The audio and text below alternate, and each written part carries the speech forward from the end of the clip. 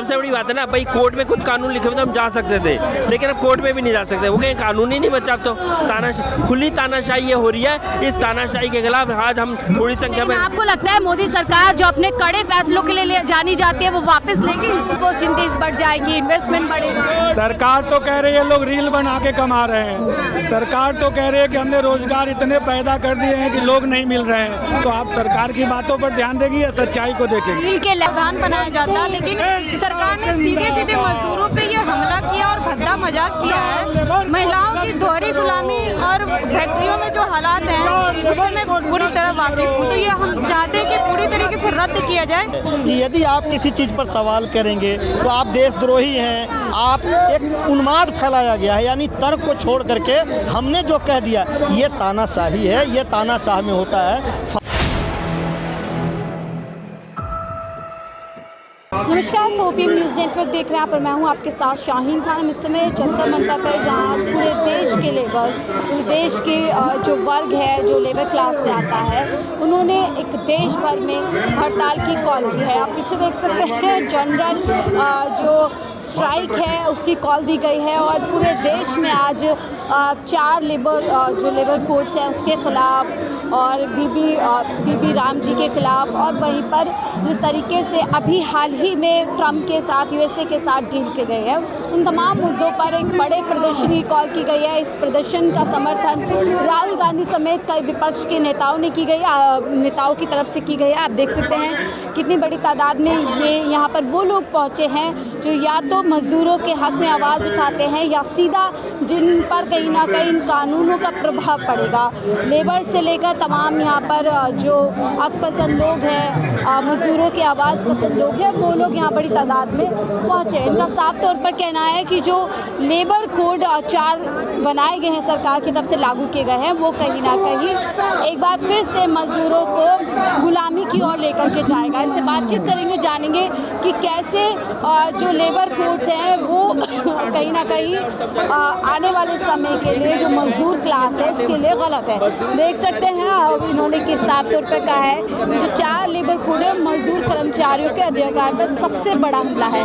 हालांकि भारत सरकार, मोदी सरकार ये बताती रही है कि इससे एक काफ़ी फ्लेक्सिबल वर्किंग एनवायरनमेंट क्रिएट होगा, इन्वेस्टमेंट्स क्रिएट होंगे और जॉब अपॉर्चुनिटीज़ जो है क्रिएट होगी। लेकिन जो लोग इस कानून को पढ़ चुके हैं, जिनसे ये कानून सीधे तौर पर कनेक्ट होता है, असर करता है, प्रभाव डालता है, वो इस कानून को कहीं ना कहीं पूरी तरीके से इसका विरोध कर रहे हैं और इसको मजदूर विरोधी बता रहे हैं। बातचीत करते हैं आगे।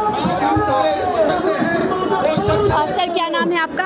मेरा नाम योगेश है, मैं भारत की क्रांतिकारी मजदूर पार्टी से हूँ। तो योगेश जी, क्यों आज आप लोग यहाँ पर जो हड़ताल की कॉल दी है, विरोध कर रहे हैं 4 लेबर कोड? देखिए, आज यहाँ पर इकट्ठे होने का जो सबसे बड़ा कारण है, जो 4 लेबर कोड जो सबसे मजदूर विरोधी लेबर कोड है, जो पिछले साल के 21 नवंबर को मोदी सरकार ने लागू किए। हालांकि एक कानून में तो संसद में तो पास हो चुके थे 2019-20 में, वो भी बिना बहुमत के। उस समय संसद के विपक्ष को बाहर निकाल के पास करे गए थे और अभी पिछले साल की 21 तारीख को लागू कर गए हैं। इसके विरोध में ये आज बड़ा प्रदर्शन हो रहा है जंतर मंतर पर। हमारे यहाँ से हम लोग बवाना से और बहुत सारे। क्यों लग रहा है कानून जो है मजदूर विरोधी है, जबकि सरकार कई इसके फायदे गिनवा रही है? बिल्कुल, अगर 21 तारीख को जब कानून लागू हुए थे तो उसका अगले दिन सरकार ने बड़े बड़े विज्ञापन दिए थे जिसमें से कल्याणकारी है, मजदूरों का बहुत भला होने वाला है। हम इसमें बहुत सारे ऐसे मजदूर जो असंगठित थे उन्हें भी अंदर ले रहे हैं, लेकिन ये सब लब्बाजी है।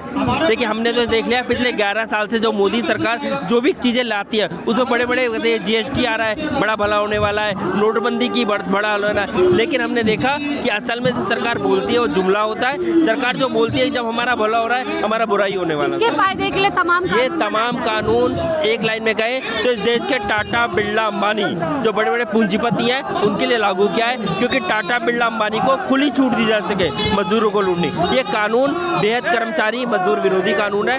टाटा, बिरला, अंबानी को 10-10 घंटे, 12-12 घंटे काम करा सकते हैं इस कानून के तहत। कोई फंड नहीं देना पड़ेगा, कोई पेंशन नहीं देनी पड़ेगी।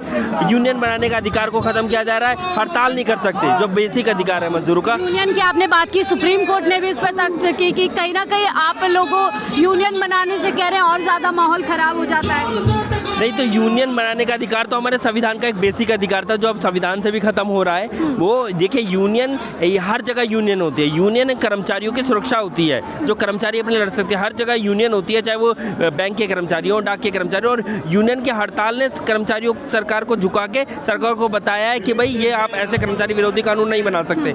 लेकिन ये यूनियन बनाने का अधिकार क्यों खत्म कर रहा है? क्योंकि ये मौजूदा सरकार तानाशाही सरकार है। ये तानाशाह लागू करना चाहती है। ये सोचती है डंडे के जोर पे हम सब कुछ करवा लेंगे, लेकिन इनको हम बता ताकि कोई अपने हक की बात ना कर सके, अपने साथ गलत की बात बिल्कुल बिल्कुल बिल्कुल, ताकि कोई अपने, ताकि कानून में वो चीज़ खत्म हो जाएगी ना, तो हम कोर्ट में कैसे जाएंगे? सबसे बड़ी बात है ना भाई, कोर्ट में कुछ कानून लिखे हुए तो हम जा सकते थे, लेकिन अब कोर्ट में भी नहीं जा सकते। वो कहीं कानून ही नहीं बचा। अब तो खुली तानाशाही ये हो रही है। इस तानाशाही के खिलाफ आज हम थोड़ी संख्या में। आपको लगता है मोदी सरकार जो अपने कड़े फैसलों के लिए जानी जाती है वो वापस लेगी? देखिए, मैं एक लाइन में कहूँ, ये मुश्किल है, असंभव नहीं है। यानी मोदी सरकार को धकेलना मुश्किल है लेकिन असंभव नहीं है। मैं एक छोटी सी बात कहूँगा, यहाँ पे तमाम ट्रेड यूनियन के लोग आए हैं, C2 एटा के लोग आए हैं। हम इनसे अपील कर रहे हैं, हमारी एक छोटी सी मजदूर पार्टी है, हम मजदूर पार्टी से आए हैं। हम अपील कर रहे हैं कि इस एक दिन की हड़ताल को कल से अनिश्चितकालीन हड़ताल कर दो। 1-1 लाख की अनिश्चितकालीन हड़ताल ही झुका सकती है। आप लोगों के कॉल को राहुल गांधी का भी समर्थन मिला है। आज सदन के बाहर भी कई विपक्षी दल समर्थन दे रहे हैं। आप कैसे देख रहे हैं, क्या इस समर्थन से और जिस तरीके से आप लोगों को कुछ असर पड़ेगा मोदी सरकार? क्यों नहीं असर पड़ेगा, जब हम रोड पे और अनिश्चितकाल धरना पे बैठेंगे अगर ये नहीं रद्द हुआ तो। और सारे यूनियन जितने ट्रेड यूनियन हैं सारे आए पड़े हैं, सबके मुख्य लोग आए हुए हैं और इसके खिलाफ हम लोग जन आंदोलन करेंगे। मोदी सरकार मजबूत सरकार मानी जाती है, बड़े बड़े फैसले, कड़े फैसले लिए, कैसे लग रहा है वापस हो जाएगा? मैम, अगर एकता होती हो तो एकता से बहुत कुछ हो सकता है। आपने देखा नहीं है कि एक होने से सारी चीज़ें बदल जाती है। अगर सब मजदूर एक हो जाएंगे तो मोदी सरकार को झुकना पड़ेगा। जब तक एक नहीं होंगे ये सरकार झुकेगी नहीं, तो मोदी सरकार होंगे। आप कह रहे हैं ठेकाकरण इससे बढ़ जाएगा, सरकार कह रही है इससे जॉब अपॉर्चुनिटीज बढ़ जाएगी, इन्वेस्टमेंट बढ़ेगा। सरकार तो कह रही है लोग रील बना के कमा रहे हैं। सरकार तो कह रही है कि हमने रोजगार इतने पैदा कर दिए हैं कि लोग नहीं मिल रहे हैं। तो आप सरकार की बातों पर ध्यान देगी या सच्चाई को देखेंगे? रील के लैब्स खोल रही है। अभी देखिए बजट में हुआ है कि लैब खोलेंगे जहाँ पे कंटेंट क्रिएशन के लैब बनेंगे। अब तो बच्चा पैदा होते कमाने लग रहे हैं। बच्चे के रोने की वीडियो बना के डाल दीजिए, कमाई हो रही है मोदी जी के अनुसार। तो ये जो कहते हैं, ये 2014 से ही जुमलेबाजी की सरकार है। जुमले उछालने में ये माहिर लोग हैं और जनता अब इनके जुमलों की असलियत समझ चुकी है। मजदूर एकता जिंदाबाद, जिंदाबाद जिंदाबाद, मजदूरों का संघर्ष जिंदाबाद, जिंदाबाद जिंदाबाद। आपका क्या नाम है? मनीषा। मनीषा जी, आप क्या करती हैं? मैं एक फैक्ट्री वर्कर हूँ, मजदूर हूँ। तो आपको क्या लगता है इन कानूनों के चलते फैक्ट्री वर्कर्स के शोषण बढ़ेगा? बिल्कुल बढ़ेगा। हम तो काम करते हैं फैक्ट्रियों में, और अभी जो पहले श्रम कानून थे वही बिल्कुल लागू नहीं होते थे। हम तो चाहते हैं कि वही कम से कम उन्हें भी सख्ती से लागू करने का कोई प्रावधान बनाया जाता, लेकिन सरकार ने सीधे सीधे मजदूरों पे ये हमला किया और भद्दा मजाक किया है। महिलाओं की दोहरी गुलामी और फैक्ट्रियों में जो हालात हैं उससे मैं पूरी तरह वाकिफ हूँ। तो ये हम चाहते हैं कि पूरी तरीके से रद्द किया जाए। ये बिल्कुल ही मजदूर महिलाओं के लिए क्या और ज़्यादा ये जो कानून है ज़्यादा कठिन है और ज़्यादा चैलेंजिंग? बिल्कुल। अभी जब हम 8 घंटे की ड्यूटी करते हैं उसमें भी हमारी सुरक्षा का कोई जिम्मेदारी नहीं लेता है सरकार, लेकिन जब हम नाइट शिफ्ट हमसे ज़बरदस्ती करवाई जाएगी और सारे ये सुरक्षा के नियमों को हटा के लेबर कोड जैसी चीज़ें रद्द कर दी गई, तो उसमें तो हमारे और भी बुरे हालात हो जाएंगे और बहुत मुश्किल हो जाएगा, जीना तक मुश्किल हो जाएगा। मुश्किल हो जाएगा, इसीलिए लोग सब आए लेबर कोड रद्द करो। और जैसे मैंने बताया बीबी राम जी के खिलाफ भी यहाँ पर लोग उतरे बड़ी संख्या में। इनके अपने अपने तर्क है, सरकार का अपना पक्ष है, लेकिन इनका जब पक्ष आप जानोगे तो आपको काफ़ी हद तक समझ में आएगा कि हाँ, कानून में बहुत कुछ ऐसा छिपा हुआ है, बहुत कुछ ऐसे बिंदु है जिससे निश्चित तौर पर जो लेबर क्लास है उसके लिए मुश्किल बढ़ने वाली है। देखिए 12 फरवरी मजदूर संगठनों की देशव्यापी हड़ताल को सफल बनाए। 4 लेबर कोड कानूनों पर मोदी सरकार का झूठ बेनकाब। थोड़ा सा मैं चाहूँगी आप इसे नीचे दिखाएं। देखिए सरकार कह रही है लेबर कोड श्रम का लचीलापन है, ज़्यादा नौकरियाँ होगी, ज़्यादा निवेश होगा, लेकिन जब सच में पढ़ते हैं तो यह कह रहा है बिना किसी सबूत के पूरी तरह से झूठा दावा है। राजस्थान का अनुभव, लचीलापन, अधिक ठेके की नौकरियाँ मजदूरों के लिए, लेबर कोड, रोजगार की बिगड़ती स्थिति, मजदूरों की बढ़ती परेशानी, ये सब इनके दावे हैं। क्या नाम है मैम आपका? मीरा। हिंदी बोल पाती है? हिंदी नहीं बोल पाते। यहाँ पे मैम है, इनसे बात करते हैं। क्या नाम है मैम आपका? मुझसे। अच्छा, आप में से कोई? तो यहाँ पर समर्थन में बहुत सारे लोग पहुँचे हैं जो अपने तरीके से समर्थन इस हड़ताल का कर रहे हैं, लेकिन सवाल यही है कि मैम क्या नाम है आपका? मेरा नाम है शाश्वती मजूमदार। तो आप यहाँ पर कई फ़र्क बता रही हैं, सरकार का झूठ क्या है और सच क्या है। मोदी सरकार बड़े बड़ी बात कर रही है इन कोर्ट्स के लिए, आपको क्यों लग रहा है कि झूठ फैलाया जा रहा है? सरकार तो बहुत बड़ी बड़ी बातें करता रहता है। इस बार जो आम हड़ताल हो रही है, पूरे देश में आम हड़ताल है, जनरल स्ट्राइक, उसमें सारे मजदूर शामिल हैं, उसमें संयुक्त किसान मोर्चा के तरफ से समर्थन है, और जो एग्रीकल्चरल वर्कर्स हैं रूरल एरियाज़ में वो भी इसमें शामिल हैं। क्यों हो रही है ये हड़ताल? क्योंकि हाल में 4 लेबर कोड सरकार ने नोटिफाई किया, घोषित नहीं किया, नोटिफाई किया, माने लागू करने के लिए एक तरीके से थोप दिए आप। एक तरीके से थोप दिया। वो बहुत दिन से कोशिश चल रही है, लेकिन अभी तक कुछ 4-5 साल से वो कोशिश चल रही है उनकी तरफ से, लेकिन मजदूर वर्ग ने अपने संघर्षों से इनको पीछे धकेला था। अभी हाल में इन्होंने इसको नोटिफाई किया, और ये किस संदर्भ में आ रहा है? ये इस संदर्भ में आ रहा है जब जो साम्राज्यवादी देश है, और ख़ास तौर से जो अमेरिका है, उसमें किस टाइप का क्राइसिस चल रहा है हम सबको दिख रहा है, और उस क्राइसिस को वो किसी तरह और देशों पे थोपना चाहता है। आपने देखा टैरिफ लगा दो, हमारे देश को भी खास तौर से निशाना बनाया। अब आप उसके खिलाफ, सरकार को उसके खिलाफ पोजीशन लेना चाहिए कि घुटने टेकने चाहिए? उसके खिलाफ पोजीशन ना लेके वो, आप कह रहे हैं नरेंद्र मोदी ने सरेंडर कर दिया यूएसए के साथ।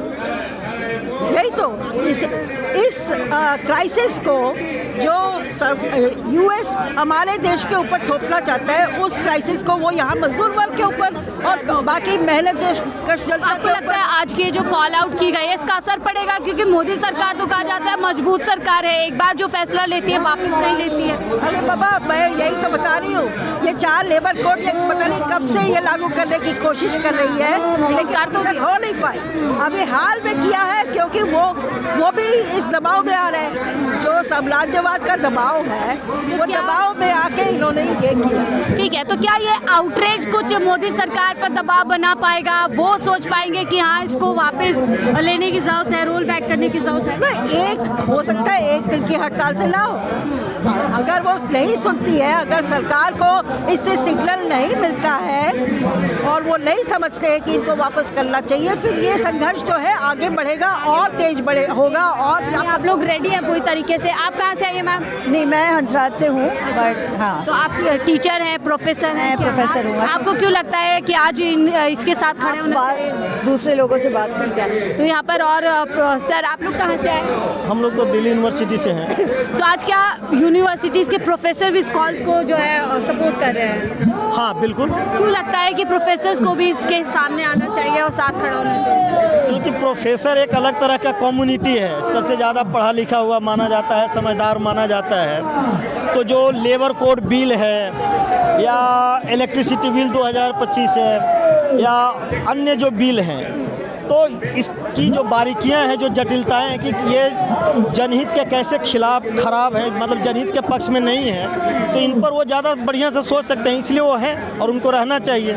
क्योंकि वो जब कॉलेज में पढ़ाते हैं या पब्लिक में कहीं कुछ बातचीत करते हैं तो उनके पास तर्क है।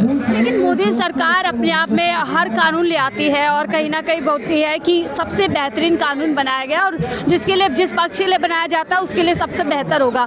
तो क्या आपको लग रहा है वो जो कैबिनेट या जो मंत्रालय बनाता है वो बिना किसी बारीकी के, बिना किसी समझ के कानूनों को बना देते हैं? देखिए, एक चीज़ तो आपको ये समझना पड़ेगा कि वो बढ़िया बना के ला रहे हैं या क्या कर रहे हैं, ये अलग बात है। लेकिन सबसे बड़ी जो पंचायत है, पॉलिटिकल पंचायत, वो आपका संसद है ना। तो कोई भी बिल सरकार को लाने का काम है, प्रस्तावित करने का काम है, राइट। लेकिन उस पर बहस, डेलिब्रेशन, 545 सांसद जो चुन के जाते हैं उनका डेलिब्रेशन होना चाहिए। क्या प्रोसीजर वर्तमान सरकार फॉलो कर रही है? आप याद कीजिए, कोविड के दरमियान जब सब कुछ बंद था, एग्जीक्यूटिव पावर से 3 बड़े कानून पार्लियामेंट में पास किए गए। न्यू एजुकेशन पॉलिसी, किसानों से संबंधित बिल और लेबर काम करने के घंटे।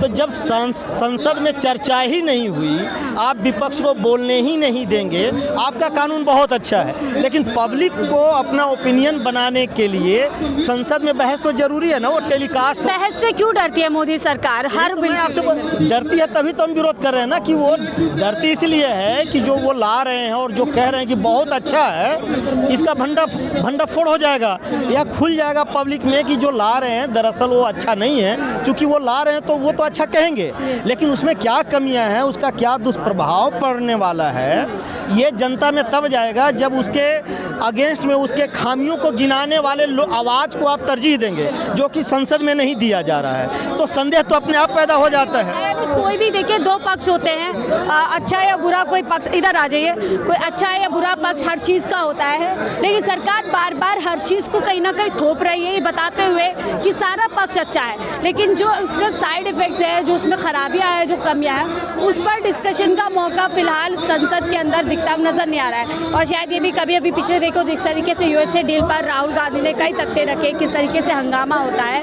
ये अपने आप में एक सवाल है। सर, आपको भी ऐसा लगता है कि बिना किसी विचार विमर्श के डिबेट, डिस्कशन क्या कहीं कोई स्पेस आपको पिछले 14-15 सालों में दिख रहा है कि जहां खुल करके चर्चा हो कि कौन सी नीति सही है, कौन जो नीति? अभी FTA साइन हुआ, अमेरिका से साइन हुआ, आज तक अमेरिका का दबाव तो बहुत पहले से है। आपको फिशरी, एग्रीकल्चर, डेयरी, ये 3 जो मूलभूत जो चीज़ें थी जिसको FTA से बाहर रखा गया था, यानी सरकारों ने यह तय किया था कि इसको हम बाहरी बाजार के लिए नहीं खोलेंगे, क्योंकि इससे सीधा हमारे यहाँ के जो मछुआरे हैं, जो किसान हैं, जो दूध के विभिन्न उत्पादों से जो जुड़े हुए हैं, उन पर सीधा निगेटिव प्रभाव, किसानों पे बहुत बड़ा एक बड़े निगेटिव। तो जब यही नेता प्रतिपक्ष के तौर पर राहुल गांधी जब यही बात रखने की कोशिश करते हैं, एक डिस्कशन, एक बातचीत करने, तो उनको राष्ट्र विरोधी बता दिया जाता है, उनके खिलाफ मोशन लाया जा रहा है। मैं यही कह रहा हूँ कि यही तो बात है कि जब हम किसी चीज़ को बहस करने के लिए जाते हैं तो एक खास तरह का जो नैरेटिव जो बनाने की कोशिश पिछले 14 साल से है कि यदि आप किसी चीज़ पर सवाल करेंगे तो आप देशद्रोही हैं, आप एक उन्माद फैलाया गया है, यानी तर्क को छोड़ करके हमने जो कह दिया, ये तानाशाही है, ये तानाशाह में होता है। फासिज्म ऐसे ही आया था, हिटलर, मुसोलिनी की पूरी पृष्ठभूमि यही थी। अब आपको लगता है, एक प्रोफेसर का जो एक लंबा एक्सपीरियंस रहा होगा, मोदी सरकार जो कहती है वो अपने कड़े फैसलों के लिए जानी जाती है, वापस लेगी इस कोर्ट बिल को? आप ये देखिए, कड़े फैसले किनके? आम आदमी के अगेंस्ट है ना, अंबानी के अगेंस्ट तो नहीं है, अडानी के अगेंस्ट तो नहीं है। तो अगर ये कड़े फैसले पूंजीपतियों के पक्ष में है तो तय करेगी जनता, है ना। बातचीत करने के लिए तो देखिए, हमने एक लेबर एक्टिविस्ट से लेकर जो एक फैक्ट्री में काम करती है लेबर, और साथ ही प्रोफेसर जो बाखूबी इसकी बारीकियों को समझते हैं, हमने सबसे बातचीत की और समझने की कोशिश की कि अगर लेबर कोड के खिलाफ अगर ये लोग यहाँ पर आज खड़े हैं तो क्यों खड़े, और बारीकी से उन्होंने बताया कि कैसे ये जो हमारे देश का जो मजदूर वर्ग है, जो मेहनत कश लोग हैं, उनको किस तरीके से एक तरीके से पूरी तरीके से ख़त्म करने वाला बिल है, और इसीलिए खिलाफ है और पूरी तरीके से अब इसके खिलाफ खड़े हुए हैं, सड़क पे उतरेंगे। अब देखना बाकी है कि सरकार इस पूरे मुद्दे पर किस तरीके से अपना पक्ष रखती है, क्या कुछ इस मुद्दे को लेकर के सरकार कहती है। फिलहाल से रिपोर्ट पे देखते रहिए 4PM न्यूज़ नेटवर्क।